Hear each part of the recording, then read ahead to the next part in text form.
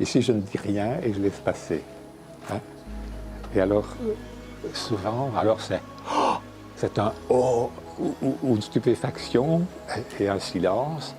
On n'a presque plus rien à faire. Les gens d'eux-mêmes se laissent faire par le lieu et ils vont mieux, je peux dire. Et que le meilleur de lui-même commence à vibrer par ce que l'espace fait en lui s'il se laisse impressionner. Inconsciemment, oui, ça berce ou ça rythme quelque chose.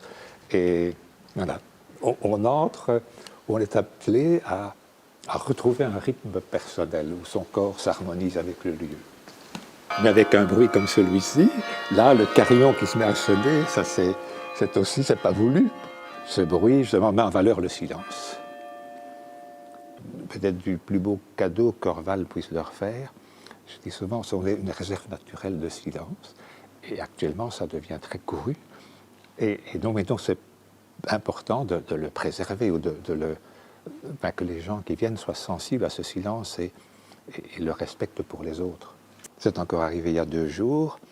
Quelqu'un arrive l'après-midi, et puis le lendemain matin, il passe au bureau, il dit « je m'en vais, c'est trop dur pour moi, je ne résiste pas », et il s'enfuit d'une certaine manière, où il n'est pas encore, où il n'est pas à ce moment-là capable d'endurer le silence, parce qu'à l'intérieur c'est trop bruyant, ou que les questions alors se mettent à l'oppresser, et donc c'est pas toujours gagné.